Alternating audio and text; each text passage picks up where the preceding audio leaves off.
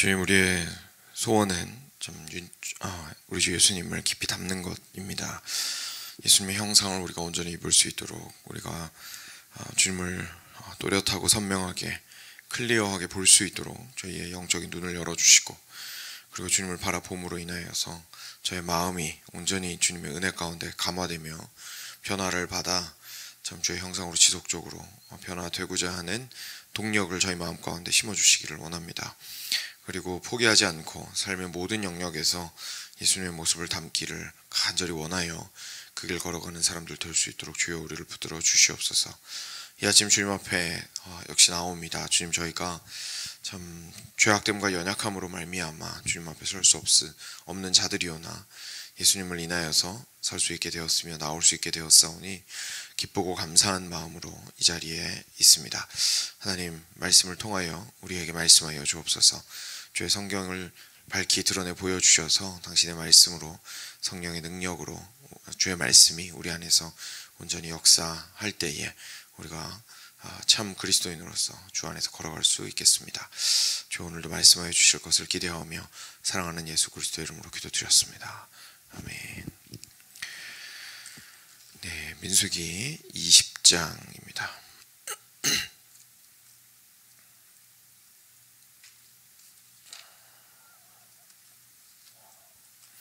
1절부터 13절까지 같이 보겠습니다. 제가 먼저 한 절 읽고 여러분도 한 절 읽어주시기 바랍니다. 첫째 달에 이스라엘 자손 중 온 회중이 신광야에 이르러 백성이 가데스에 이르더니 미리암이 거기서 죽으며 거기에 장사되니라. 회중이 물이 없으므로 모세와 아론에게로 모여드니라.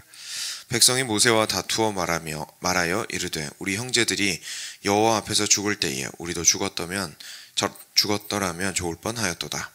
너희가 어찌하여 여호와의 회중을 이 광야로 인도하여 우리와 우리 짐승이 다 여기서 죽게 하느냐. 너희가 어찌하여 우리를 애굽에서 나오게 하여 이 나쁜 곳으로 인도하였느냐. 이곳에는 파종할 곳도 없고 무화과도 없고 포도도 없고 석류도 없고 마실 물도 없도다. 모세와 아론이 회중 앞을 떠나 회막문에 이르러 엎드리매 여호와의 영광이 그들을 나타내. 여호와께서 모세에게 말씀하여 이르시되 지팡이를 가지고 내 형 아론과 함께 회중을 모으고 그들의 목전에서 반석에게 명령하여 물을 내라 하라. 내가 그 반석이 물을 내게 하여 회중과 그들의 짐승에게 마시게 할지니라.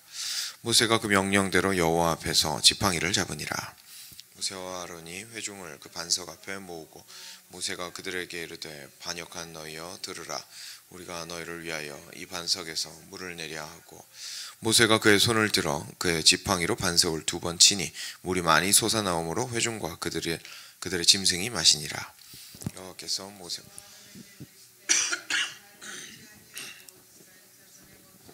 내 거룩함을 나타내지 아니한 고로 너희는 이 회중을 내가 그들에게 준 땅으로 인도하여 드리지 못하리라 하시니라. 같이 읽겠습니다. 이스라엘 자손이 여호와와 다투었으므로 이를 무리바 무리라 하니라. 여호와께서 그들 중에서 그 거룩함을 나타내셨더라. 아멘.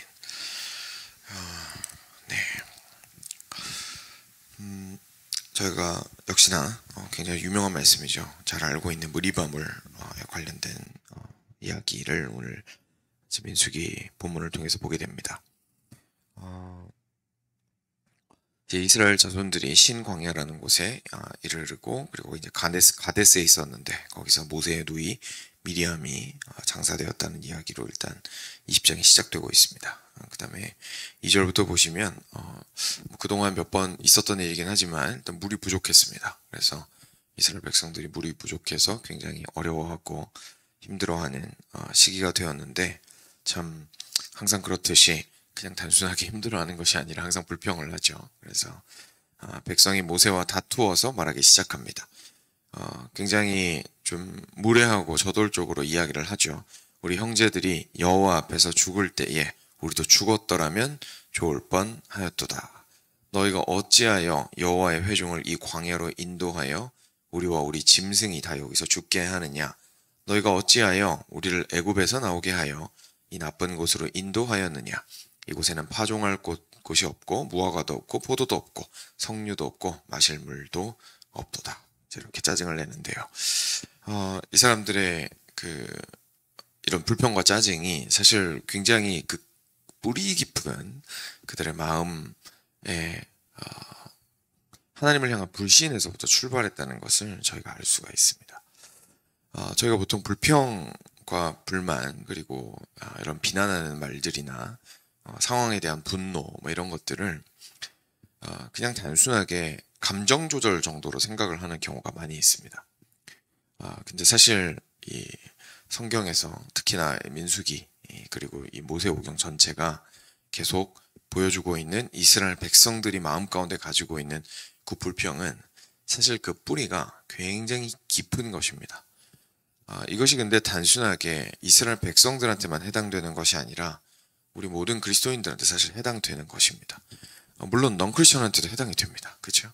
그들도 똑같이 깊은 뿌리가 있는 것인데, 근데 이제 뭐 거기까지 저희가 갈 필요는 없고 저희 자신을 좀 돌이켜 보았을 때, 저희 마음 가운데 그런 막 쓴물이 나올 때가 있거든요. 그런 상황에 대해서 분노하고 받아들이기 힘들어하고 그럴 때가 있습니다. 그런데 그때 결국 그 가장 밑바닥에는 무엇이 있냐면 하나님을 향한 불신이 있습니다. 하나님께서 현재 가장 선하신 분이시면서 이 상황을 붙들고 계시다면 어떻게 내 인생이 이럴 수 있겠는가? 라는 질문이 사실 내 마음 가운데 있는 것이죠. 그래서 사실 짜증은 겉으로 내고 있습니다. 그래서 여기 우리 이스라엘 백성들은 다툰 대상이 모세였습니다. 그렇죠? 모세와 아론한테 찾아와가지고 야, 이건 너네 때문에 이렇게 된 거다 라고 이야기를 하고요. 그리고 그들에게서 탓을 찾습니다. 너네가 우리를 이 광야로 인도하여서 우리와 우리 짐승이 다 여기서 죽게 하느냐, 이렇게 이야기를 합니다. 근데 이 표현이 굉장히 이상하고 아이러니합니다. 왜냐하면 실제로 이들을 인도하여낸 분은 여호와 하나님이셨습니다. 그렇죠? 근데 모세와 아론이 가장 눈에 보이고 그리고 선명한 역할을 이 백성들한테 하였을 뿐이지, 어디까지나 하나님께서 주신 권위를 가지고 그리고 능력과 지혜를 가지고 이 백성들을 끌고 나와서 인도했습니다. 첫 이야기를 저희가 알고 있지만 모세는 애초부터 이 골치 아픈 일에 별로 끼어들고 싶은 마음이 없었던 광야에서 양치던 노인이었습니다.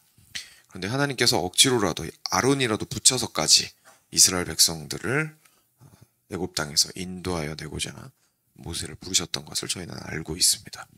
이 당시 백성들도 그 이야기를 모르지는 않았을 것 같습니다. 그렇죠? 그러니까 하나님께서 이 사람들을 택해서 인도해 오셨다라는 사실 알고 있거든요. 근데 분노는 모세와 아론한테 하고 있습니다. 그리고 더 아이러니하게 만드는 것이 정말로 그들의 마음을 보여주는 게 4절에 보시면 뭐라고 얘기하냐면 너희가 어찌하여 여호와의 회중을 이 광야로 인도하여 라고 얘기합니다. 무슨 말이냐면 우리가 하나님의 백성인데 너네가 어떻게 우리들을 끌고 와서 이렇게 고생을 시키느냐라고 지금 이렇게 반문하고 있는 거예요. 그러니까 굉장히 뭔가 모순된 생각들이 이들 가운데 있는 겁니다. 정말 쉽게 말해서 좋은 건 다 취하고 있는 중입니다. 자기들이 하나님의 백성이라는 생각은 버리지 않았습니다. 하나님은 여전히 나를 위하세요. 하나님은 여전히 우리를 인도하시는 분이세요. 근데 상황은 이럴 수 없는 거예요. 상황은 이렇게 힘들면 안 돼요. 그러면 이유가 어디 있을까요? 우리가 하나님의 백성이라는 건 그대로 가지고 있고 이제까지 우리를 인도해온 보니까 모세와 아론이 있어요. 결국 그 사람 탓이 되는 거죠. 그 모세와 아론이 여기까지 데리고 온 것 자체가 하나님의 인도하심이라는 생각은 못하고 내가 하나님의 회중인데 어떻게 이렇게 우리를 고생시킬 수 있느냐라면서 사실 진짜로 하나님이 택하신 모세와 아론을 향해서 화를 내고 있는 굉장히 모순적인 모습을 보여주고 있습니다. 어떻게 보면 하나님을 하나님 모습 그대로 보지 않고자 하고 자기가 원하는 모습으로 하나님을 마음대로 생각하고 그 하나님은 우리를 사랑하실 거야. 그 하나님은 광야에서 우리를 이렇게 고생시키실 이유가 없어. 그 하나님은 우리를 돌보시는 분이시지만 저렇게 무능한 모세와 아론을 통해서 그들의 눈에는 무능해 보였을 테니까요. 무능한 모세와 아론을 통해서 우리를 고생시키실 리가 없어. 라는 식으로 자기들이 원하는 대로 하나님을 생각했던 사람들이었다는 것을 저희가 알게 됩니다. 그래서 사실 불평과 불만의 그 뿌리는 하나님과의 관계에 있습니다. 하나님과의 관계에 있습니다. 그래서 우리가 만약에 삶을 향하여 정말 신물이 계속 나오고 쓴물이 계속 나온다면 결국 우리가 돌이켜야 할 곳은 우리의 마음 안에서 하나님과의 관계가 어떻게 되어 있는가를 점검하는 것입니다. 그래서 그 관계를 먼저 점검을 하고 뿌리가 어떻게 박혀 있는지를 먼저 살펴보아야만 저희가 왜 이렇게 이 상황을 내가 견디기 힘들어하는지를 비로소 알 수가 있습니다. 그리고 나서 5절에서도 결국 이 사람들의 이제 현실 이해가 드러나죠. 너희가 어찌하여 우리를 애굽에서 나오게 하여 이 나쁜 곳으로 인도하였느냐. 이곳에는 파종할 곳이 없고 무화과도 없고 포도도 없고 석류도 없고 마실 물도 없도다. 없다는 얘기를 계속하고 있습니다. 실제로 없었습니다. 그렇죠? 실제로 부족했을 겁니다. 당연히 누릴 만한 것들이 없었을 겁니다. 우리도 똑같습니다. 그렇죠? 없는 것에 굉장히 예민합니다. 그리고 비교 대상이 항상 있습니다. 이 백성들이 애굽을 비교하면서 지금 자기들의 삶에 없는 것이 있다고 막 불평하는 것처럼 우리 역시 마찬가지입니다. 하나님, 옆에 쟤는 이것도 있고 저것도 있고요. 저희 옆집 아무개는 이것도 있고 저것도 있고 심지어 거기에 탑업으로 이것까지 있어요.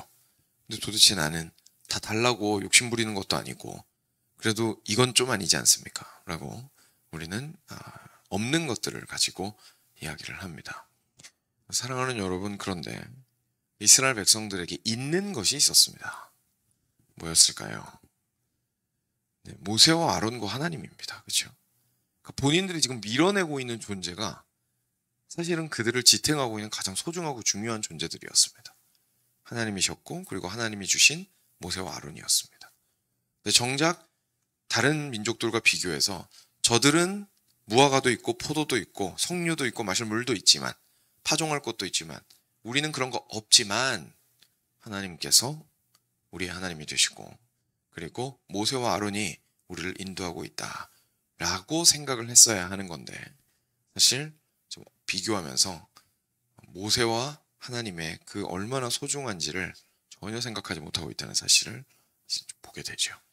그러니까 이 사람들은 결국 진짜 문제는 여기에 있었던 겁니다. 우리가 그리스도인으로서 살아가면서요. 이렇게 이스라엘 백성들 정도로 거역하지 않을 수는 있습니다. 이렇게까지 막 그냥 가가지고 이렇게 막 사태질하면서 그죠? 욕하고 화내면서 그렇게까지 과격하게 반응하지 않을 수는 있습니다. 그런데 우리 안에 결국은 뿌리가 우리의 불평의 뿌리가 하나님과의 관계에 있다는 생각을 하지 못하게 되면 결국 하나님한테 기도가 어떻게 나오게 되냐면요. 하나님, 이건 좀 아니지 않습니까? 나는 빨리 이 상황을 고쳐주십시오 라는 기도가 제일 먼저 나오게 됩니다. 지금 현재 상황을 고쳐달라는 기도 자체가 나쁘다는 게 아닙니다. 이 상황이 고쳐지면 나는 기쁠 수 있을 것이다 라고 생각하는 게 문제인 겁니다. 이 상황이 다 고쳐지면 나는 기쁠 것이고 그때가 되면 나는 하나님께 감사할 수 있을 거야. 지금 내가 감사하지 못하는 이유는 현 상황이 부족해서 그래.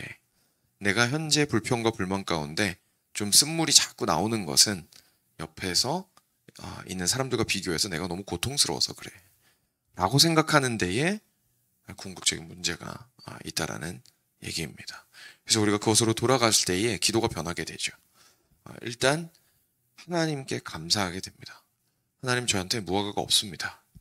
하나님, 저한테 포도가 없습니다. 하나님, 저한테 석류도 없고 마실 물도 없고 파종할 곳도 없습니다.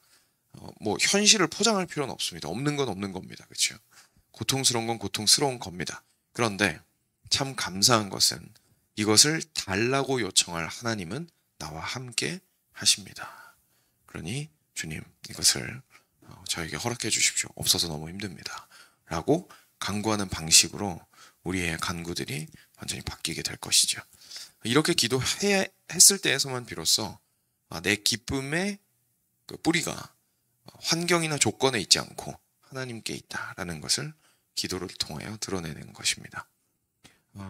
근데 우리 안타깝게도 이스라엘 백성들은 그렇게 하지 못했다는 것을 보게 됩니다. 오늘 본문은 사실 더 심각한 문제가 그 다음에 있죠.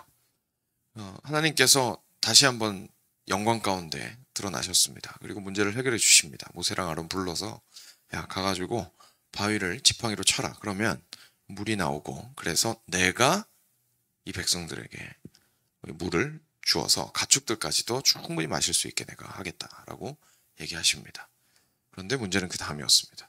이제까지 이스라엘 백성들이 이런 불평이 너무 많이 있었어요. 이게 헤아려 보면 한 7번인가 8번 정도 되거든요. 그 정도 되는 시간 동안 계속 불평만 하고 막 수많은 사람들이 죽어 나갔습니다. 근데 또 이러니까 모세랑 아론이 거기에서 화가 나고 정말 분노하게 됩니다. 그러면서 이렇게 말합니다. 10절이죠. 모세가 그들에게 이르되 반역한 너희여 들으라. 우리가 너희를 위하여 이 반석에서 물을 내랴 라고 소리쳤습니다. 그래서 이 반석에서 물을 내가 너희들한테 내어 주어야 너희들이 기뻐하겠느냐라고 얘기를 한 겁니다. 그리고 나서 모세가 손을 들어 지팡이로 반석을 2번 쳤습니다. 물이 많이 솟아나왔고 거기 있는 사람들과 짐승들까지 마시게 되었습니다. 그런데 하나님께서는 이 기적을 일으킬 수 있도록 해주셨지만 그냥 얼렁뚱땅 넘어가지 않으셨습니다. 모세가 했던 말은 생각보다 심각한 문제였기 때문에 그렇습니다. 그래서 12절 보시면 여호와께서 모세와 아론에게 이르시되 너희가 나를 믿지 아니하고 이스라엘 자손의 목전에서 내 거룩함을 나타내지 아니한 고로 너희는 이 회중을 내가 그들에게 준 땅으로 인도하여 드리지 못하리라 라고 말씀하시면서 모세와 아론에게 정말 청천벽력과 같은 말씀을 하십니다.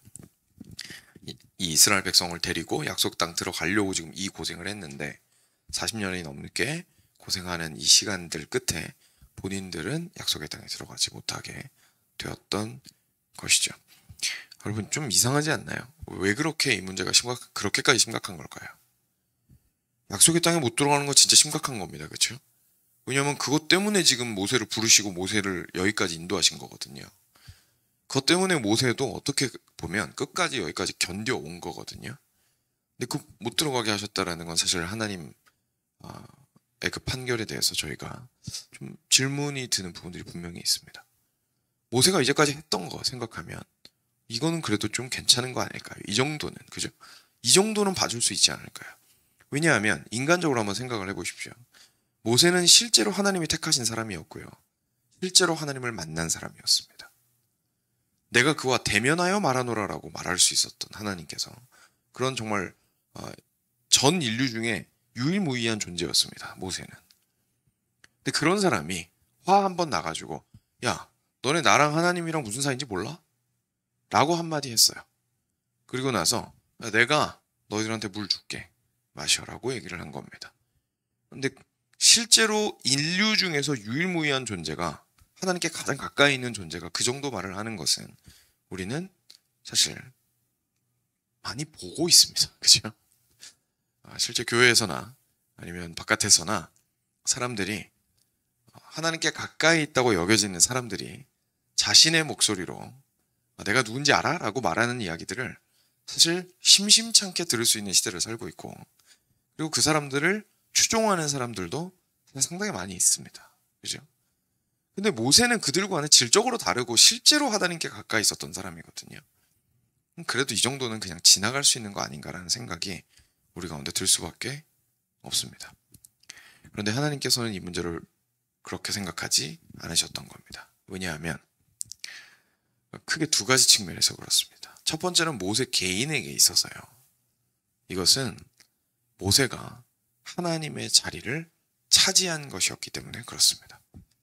사랑하는 여러분, 하나님께서는 그 누구도 당신의 자리를 차지하도록 내버려 두지 않으십니다. 하나님의 자리는 하나님만 앉으실 수 있습니다.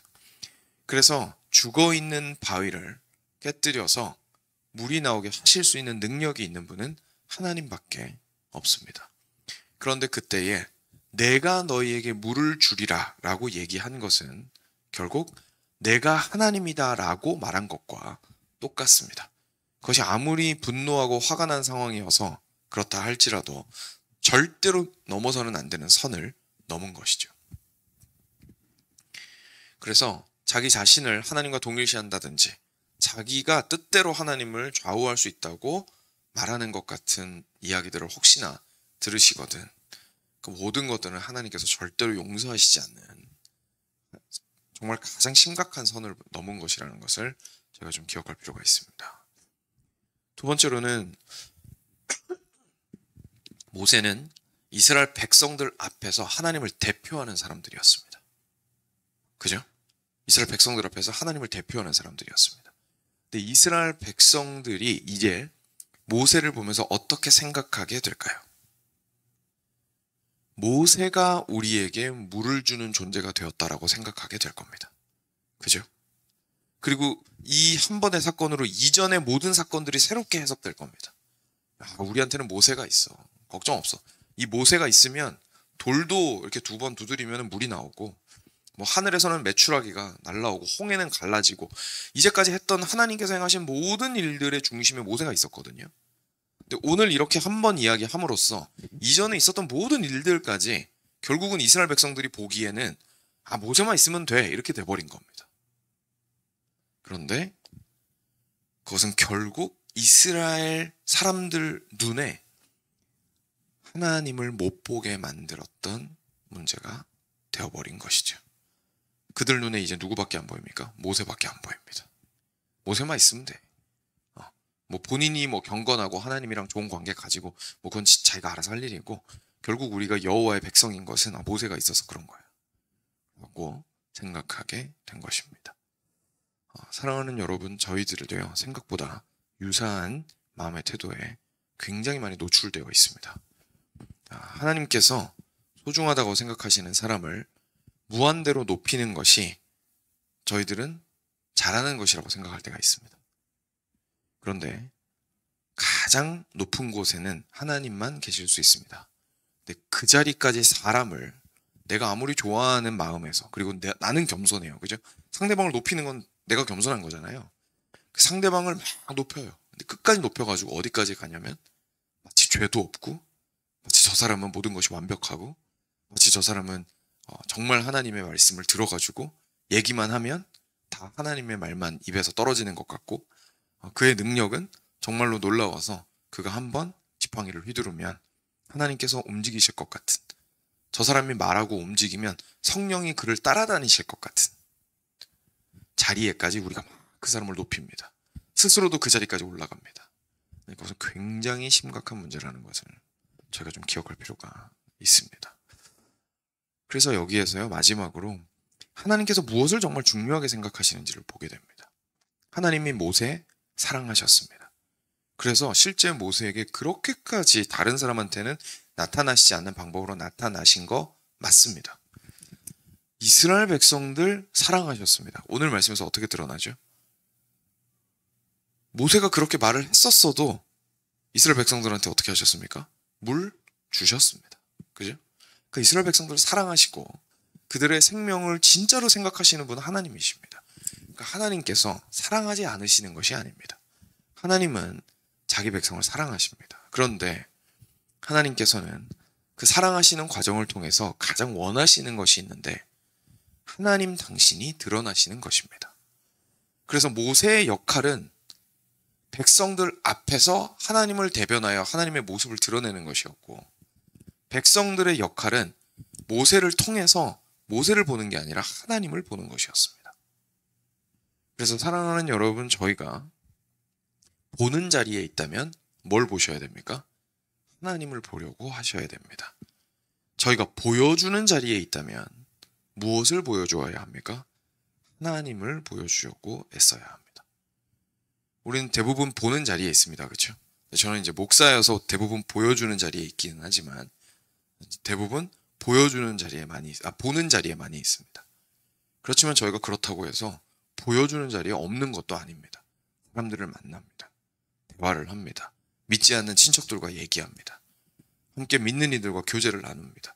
저희는 언젠가는 삶의 영역에서 보든지 보이든지 하는 사람들입니다. 근데 그때에 내가 보여줄 것은 나의 뛰어남이고 높음인가?